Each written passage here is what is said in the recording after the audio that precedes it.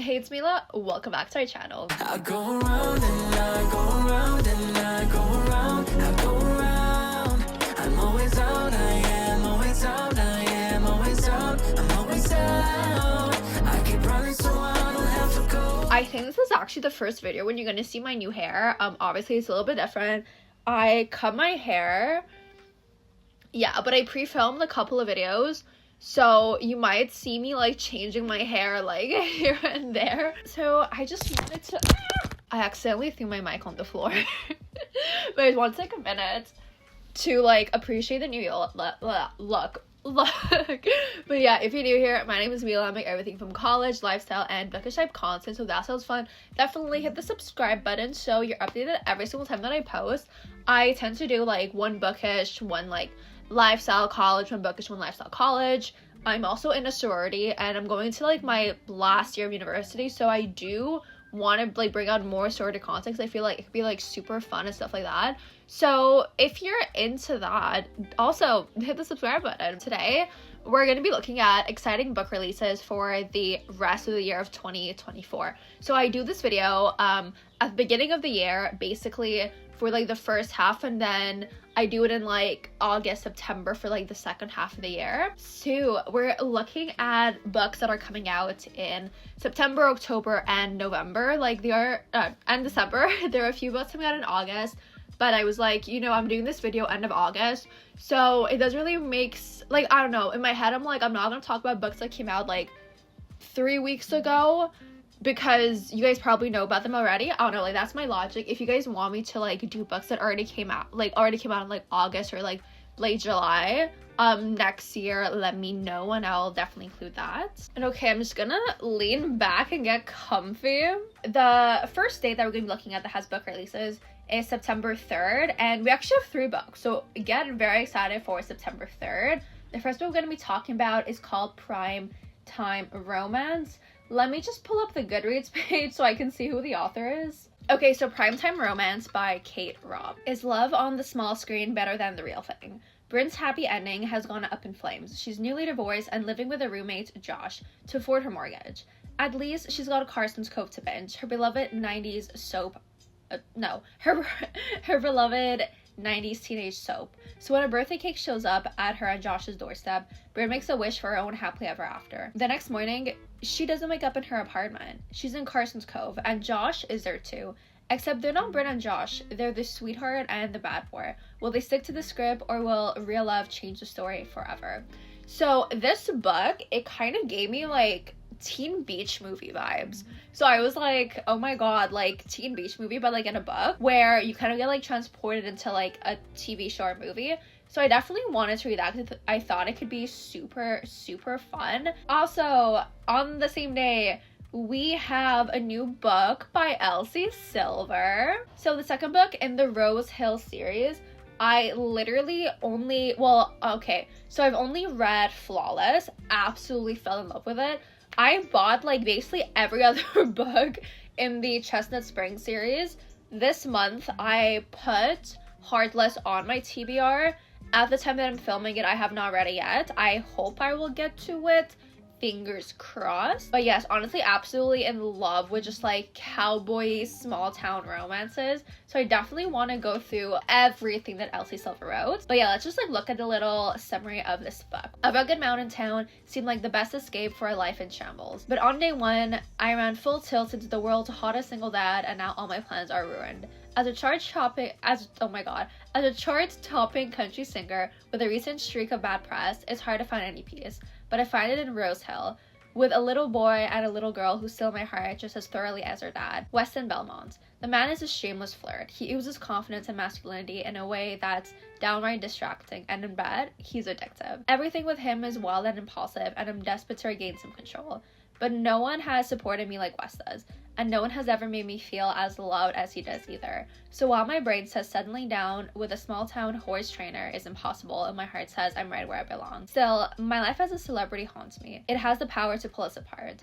I can see in his eyes they want me to stay, and I want that too. But I know better than anyone that we don't always get what we want. I am so excited to get through all of Elsie Silver's books, and they're so pretty. The covers are generally absolutely gorgeous. I just have to binge her series. Like, low-key, I might just do like a reading vlog, like reading Elsie Silver for an entire week to get through all these books. So the last book that comes out on September 3rd, oh, this is part of a series. Okay, well, it's the third book in a series, but it's like interconnected standalones, so you don't have to read them in order. And it's called Unbearably Yours by Elodie Colliard, and the series, it's the It's Always Been You series. Charlie lives her life by one single rule: don't dredge of the past. And that's why she loses herself in her work as a journalist. Always on the move, always heading to the next adventure. So when the Wild Planet office is in Toronto, so it's a Canadian thing, are on the brink of closure, she jumps at the chance to save the place by helping shoot a documentary in British Columbia's Great Bear Rainforest until she realizes who she'll be working with. For Oliver Reynolds, there's nothing like the peace and quiet of nature. That's why working for Wild Planet is a perfect fit. In the small touristic town of Pine Falls, he has everything he needs. Well, almost. If only he could buy back the family's restaurant he lost 5 years ago. When his boss offers him a hefty raise to guide the Wild Planet crew filming a documentary in the area, Oliver doesn't think twice. At least, not until he finds out who he'll be spending those 2 weeks with. A twist of fate forces these two estranged souls to collaborate on the project and put their grudges and wounds aside for the time being. Too much is riding on the documentary's success for either Charlie or Oliver to delve into the past that led them to stop writing to each other. But will they succeed in working together and pretending the past never happened? As time goes on, neither can shake their lingering bond, and Charlie still doesn't know why Oliver never showed up for the date they set 5 years ago. But getting her answer means ripping open old wounds. Will she be brave enough to face her demons? So, another small town romance set in Canada. I've learned that I really love small town romances. So, I feel like next book haul, you're going to see a lot of small town romances. Okay, the next date we're going to be looking at is September 24th. And once again, we have 3 books that come out that date. Sure, most people here have read better than the movies. And we have the sequel that's coming out, Violent Painter. Let's just go through what this book is about. For a few beautiful months, Wes has his dream girl, strong-willed girl next door Liz. But right as the two were about to set off to UCLA to start their freshman year together, tragedy struck. Tragedy is a hard word to say. Wes was left dealing with the fallout, which ultimately meant losing Liz in the process. Flash forward months and months later, and Wes and Liz find themselves in college together. In the healthiest place now, Wes knows he broke Liz's heart when he ended things, but he is determined to make her fall back in love with him. Wes knows Liz better than anyone, and he has a foolproof plan to win her back with a rom-com worthy big gestures. Only Liz will have none of it. Wes has to scheme like a rom-com hero to figure out how to see her. Even worse, Liz has a new friend, a guy friend. Still, Wes won't give up, adapting his clever plans and going hard to get Liz's attention and win back her affection.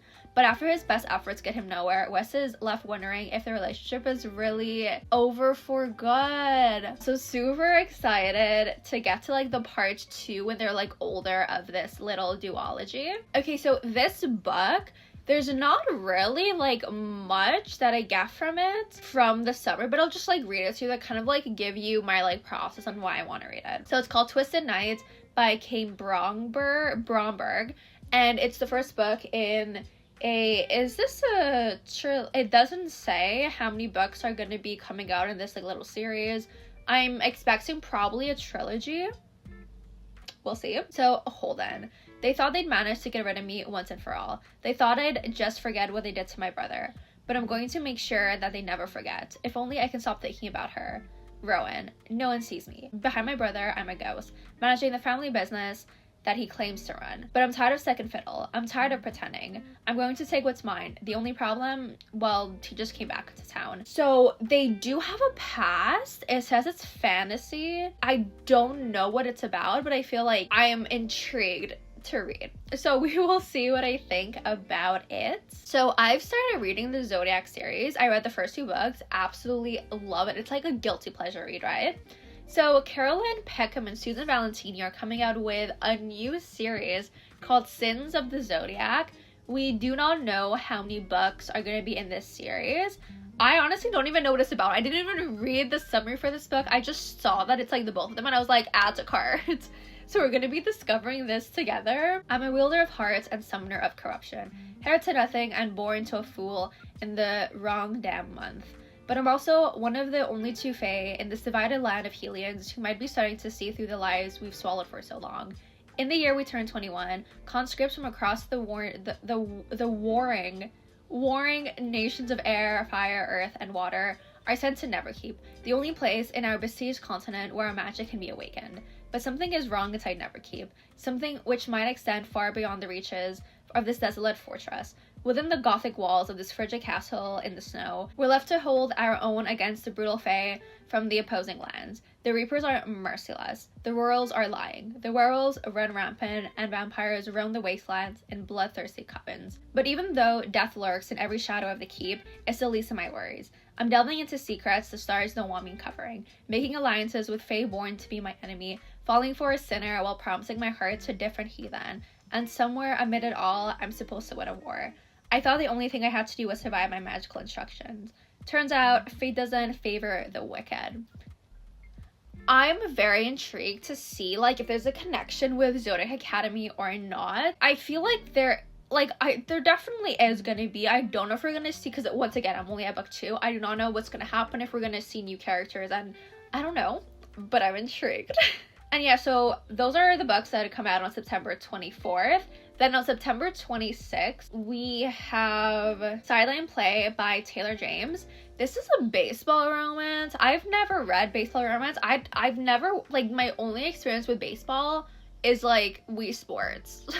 Like, I know absolutely nothing, but I thought it could be, like, intriguing to, like, see this type of, like, sports romance. Remington. I've lived and breathed baseball since I was 5 years old. The game is my religion, the field my house of worship. Nothing and no one comes before it. Until her. Scarlett Jones, my teammate's sister and my coach's daughter. I should stay away, yet I can't help myself, and when I'm injured during a game and require surgery, the first thought I have isn't that my career may have just ended. It's that if it does, I lose her before ever having her. I have 3 months of rehab, 3 months of her living with me full-time, 3 months to convince her we're worth the risk. Scarlett. At 13, Remington Tate was my very first crush. At 14, my brother announced to him and the entire team that his rookie posters hung in my closet.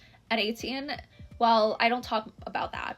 2 years of weekly trauma counseling was more than enough. Now at 21, things have started to shift. I'm falling for Remington all over again. Each glance, smile, and touch have slowly worked their way into my heart. And as we play house during his rehab, I can't help but wonder about what we could be. To find out, I'll have to expose the fractured pieces of myself, and I'm not sure I can do that. Even if he makes me feel safe, free, and like I finally want to try. So we'll see what that's about. Like, there's definitely going to be some type of, like, trauma there. There's no, like, warning over here, so I do not know. Sorry, I got a little distracted. So I don't know what type of trauma there is. I feel like I can figure it out. And yeah, those are all the books that come out in September. Now moving on to October. October 1st. I'm so excited for this one. But before I started my channel, there was this series that is one of my, like, favorite, like, childhood, like, my favorite YA fantasy series, Ember in the Ashes. It's just written so well, and it's Sabaa Tahir's, like, first series, and it's a fantasy, so I'm, like, absolutely wow. But yeah, so she has a new duology coming out. The first book is called Air. This one also, I don't know what it's about. I just saw Sabaa Tahir, and I was like, yes, we're gonna talk about it in this video. So once again, we'll be discovering this together. An orphan, an outcast, a prince, and a killer who will bring an empire to its knees. Growing up in the Kugari slums, as I'm not sure how you pronounce it, has seen her fair share of suffering. An old tragedy fuels her need for vengeance, but it is love of her people that propels her. Until one hot-headed mistake lands her in an inescapable prison where the embers of her wrath ignite. Banished from her tribe for an unforgivable crime, Shirsha, I want to say, is down on her luck tracker who speaks to the earth, air, and water to trace her marks. Destitute, she agrees to hunt down a killer who has murdered children across the empire. All she has to do is carry out a job and get paid. But then she falls for a charismatic and inconvenienced fugitive, oh my god, who keeps getting in her way. Quill is the crown prince of the empire, nephew of the famed and venerated empress, but he's loath to pick up the mantle where his aunt stepped down. As the son of the most hated emperor in the history of his people, he, better than anyone, understands that power corrupts. When a vicious new enemy threatens the survival of the empire, Quill must ask himself if he can rise above his tragic lineage and be the heir his people need. I don't know the timeline of this compared to an Ember in the Ashes, and my brain isn't really making connections, so I guess we will see. Then on October 8th, we have 2 books. The first one we're going to be talking about is called Bloodguard by C.C. Robson, and when I saw this had to do with like ancient Roman like gladiators, I was like, sign me up, because I love anything like ancient Rome, ancient Greece. So let's go through what this book is about. 100 years, tens of thousands of gladiators, and today only one will rise. Everything in the kingdom of Arrow is alive. Leith of Grey thought coming to this new land and volunteering to fight in the gladiator arena, vicious, bloodthirsty tournament where only the strongest survive, would earn him enough gold to save his dying sister. He thought there was nothing left to lose. He was wrong. And they took everything. His hope, his freedom, his very humanity. All Leith has left is his battle-scarred body, fueled by rage and hardened from years of fighting, for the right to live another day. Then Leith meets Maeve, an elven royal who's everything he despises, everything he should hate, until the alluring princess offers him the one thing he needs most, a chance to win the coveted title of Bloodguard and his freedom. But in a kingdom built on secrets and lies, hope doesn't come cheap, nor will his ultimate revenge.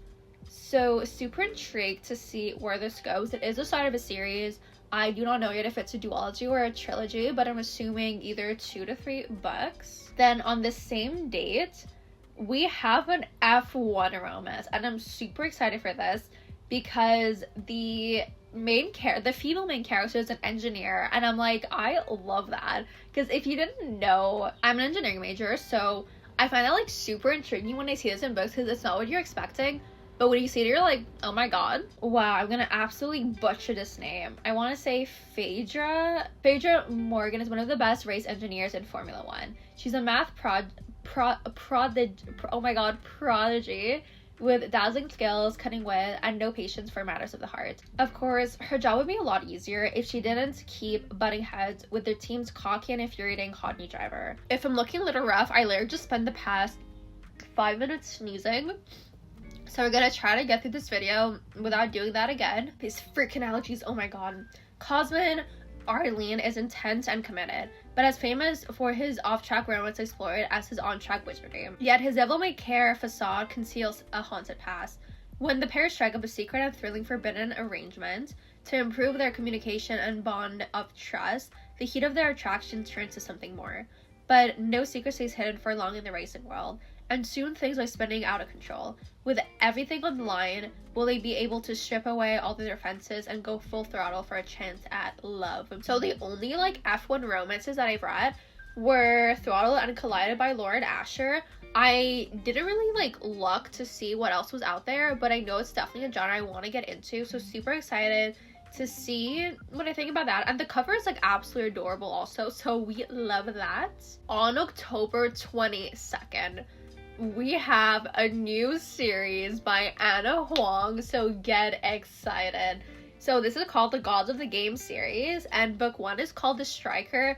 Once again, didn't even read the summary. I just saw Anna Huang and I was like, oh my god, we're talking about it in this video. Asher Donovan is a living legend, the darling of the Premier League. So is he British?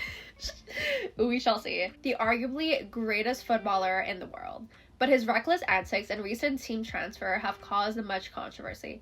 And when his feud with his rival turned teammate cost them a championship, they're forced to bond during off-season training. Surviving the summer shouldn't be hard, until Asher meets their new trainer. She's beautiful, talented, and no matter how hard he tries, he can't take his mind off her. The only problem, she's his rival's sister and completely off limits. We know how that's gonna go. Scarlett Dubois is a former prima ballerina whose career was cut short by a tragic accident. Now a teacher at a prestigious dance academy, but still haunted by the ghosts of her past, the last thing she wants is to spend the summer cross-training Asher Donovan of all people. She swore she would never date a footballer, but when her brother leaves town for an emergency, she finds herself thrown into dangerously close proximity with the gorgeous, charming striker. Training she can deal with, but falling in love, that's out of the question, especially when he's the only person with the power to break her heart. This is giving me Twisted Love, but we add soccer to it. I'm so excited. Like, I still haven't finished the Twisted series. I still have to read Twisted Lies, Then the whole Gods of, I'm not sure what it's called. Like, what is that series called? Kings of Sin series. Are all the books out from that series? Okay, no, the books aren't out. But she's like starting the new series. So honestly, love that for Anna Huang. But yeah, so excited. Then on October 29th, I can't really talk about this book because it's the second book of a series. But it's called Throne of Secrets by Carrie Maniscalco. This is kind of like a spin-off in a way, like set in the same world as the Kingdom of the Wicked series. I have not read the first book, so I can't really say much about that. But I read Kingdom of the Wicked. I really liked it. I really enjoyed it. And yeah, we shall see. Like, I didn't want to read I want to say Throne of the Fallen before the duology, like the second book in the duology came out, because I did want to like close the series, you know. So now that that's coming out, I can read it, and I would have read everything from Carrie Maniscalco. So proud of myself. Now we're moving on to October. So I read Hooked very recently. Loved it. There's obviously more books in the series, and on November 5th we have a new book. It's called X, obviously by Emily McIntyre. Oh, I read the first line of the summary and I'm like, this is gonna be everything. He's the prince of La Cosa Nostra, and I'm like, oh my god. She's the witch who steals his heart. Okay. Vanessa Anderson has never been good. She wasn't good enough for her parents, and she isn't good enough for the gangster uncle who took her in after they died. But she's cunning, beautiful, dutiful to her uncle's demands, and she doesn't have time for a moral compass anyways. Love that. When her runaway cousin returns to their coastal southern town, she brings a man with her, and Vanessa soon realizes he's the only one who's ever seen her for her. There's just one problem. She can never have her. Enzo Loverboy Marino, I love the name. Is a wealthy businessman by day and prince of the underworld by night.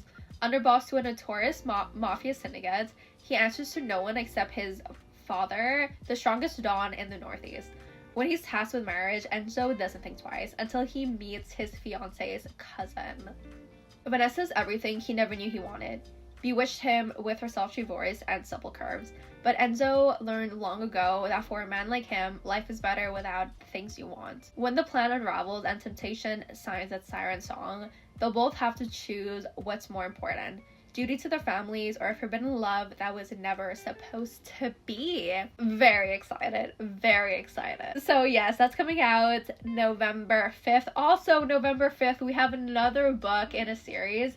I just finished, like literally last night, finished Done and Dusted. So we have the third book in this series that's coming out November 5th, I said, right? Yeah, November 5th. Lost and Lassoed. This is, wait for it, Gus and Teddy's book. Yes. Oh, I love. Teddy Anderson doesn't have a plan. She's never needed one before. She's always been more of a go-with-the-flow type of girl, but for some reason, the flow doesn't seem to be going her way this time. Her favorite vintage suede jacket has a hole in it. Her sewing machine is broken, and her best friend just got engaged. Oh, so they got engaged! I love that. Suddenly, everything feels like it's starting to change. Teddy's used to being a leader, but now she feels like she's getting left behind, wondering if the life she lives in the small town she loves is enough for her anymore. Gus Ryder has a lot on his plate. He doesn't know what's taking care of his family. What? He doesn't know what's taking care of his family's 8,000-acre ranch or parenting his spunky 6-year-old daughter who is staying with him for the summer. That sentence does not make sense. Anyways, Gus has always been the dependable one, but when his workload starts to overwhelm him, he slips up, and he has to admit that he can't manage everything on his own. He needs help. His little sister's best friend, the woman he can't stand, is not who he had in mind. But when no one else can step in, Teddy's the only option he's got. Teddy decides to use the summer to try to figure out what she wants out of life. Gus, on the other hand, starts to worry that he'll never find what he needs. Tempers flare, tensions build, and for the first time ever, Gus and Teddy start to see each other in a different light. As new feelings start to simmer below the surface, they must decide whether or not to act on them. Can they keep things cool, or will they both get burned? Reading the book, I didn't know, like, reading Done and Dusted, I didn't know that this was, like, potential in the future, but I was like, there are more books in the series. This has to happen. This has to be the pairing. And when I saw that it was the pairing, I'm like, oh my god. Oh my god. The last book we're going to be talking about comes out December 17th. And I'm intrigued by this, you know? I was like, this can be horrible. It can be super guilty pleasure good. And it's called A Cruel Thirst by Angela Montoya. So this is like a vampire thing. That's why I'm like very iffy about it. But I feel like it does have potential. Carolina Fuentes has always wanted to join her family in hunting down the bloodthirsty monsters that plague her pueblo. But these days, her father wants her out of town with a husband of his choosing. That's not happening. Carolina plans to show everyone that she'd make a better vampire slayer than wife. But when she runs into the Sediento that is not only handsome but kind, she questions everything. Lalo Villalobos doesn't act on impulses. As the eldest of two, his duties were to carry on the family business and marry and have children. But then he is turned into a Sediento and must flee the city, taking lives as he goes north, where he believes the first vampire was made. Surely, the pueblo there will have the answers to reverse this curse or end Sedientos altogether. Another unexpected turn, Lalo runs right into a beautiful young woman who'd gladly stake him. Fortunately, mostly for him, they share a common enemy. They can stop these evil beasts together. And if along the way, Lalo and Fernanda discover... Fernanda? Who the hell is Fernanda? Wait, who is Fernanda? I want to say Carolina. I don't know why it says Fernanda. Discover what it is to truly live and love, then they'll have one anyways. And that's it for today's video. I hope you guys enjoyed. I hope you guys found a few new books to add to your little TBRs. I'm going to be coming out with a video in, I want to say 2 weeks time, like talking about books I want to read in the fall. I'm not sure if I want to do more like Rex or more like my fall TBR, but I think I want to do like half, you know, like start off, be like, oh, these are like the Rex, and then be like, okay, this is what I'm planning to do. Like, I don't think I'm gonna make 2 videos. I'll just like mash them into one. Worst comes to worst, it's like a 30-minute video, but you guys have like everything like fall bookish over there. So yeah, definitely subscribe so you're updated when I post that. I kind of want to start talking about this now because we are getting close to September, like school is starting. I am still planning to bring out like at least 2 videos a week. I am really trying to like pre-film things so it can come out on time. I'm not gonna make any promises that I will have 2 videos a week, but minimum 1. Like, again, this summer I've really been on top of my things. Like, I've seen the growth and stuff like that, so I don't want to just like throw it all away when school starts. Obviously, I'll have a lot on my plate, but I'm really trying to prioritize this. Just to let you know, this will definitely be continuing on into the fall. I'm gonna start doing a few more college things, obviously, because like school is gonna start. So I want to say that will be coming out next week. I want to say next week. So definitely stay tuned for that if you're going back to college in the fall. And yeah, all my socials I link down below, my TikTok, Instagram, Goodreads, if you want to go check me out. And yeah, so that's pretty much it for me today. So stay safe. I need to get up to do my proper outro. Protect your vibe. Ugh. And I'll see you all next time. Bye, guys.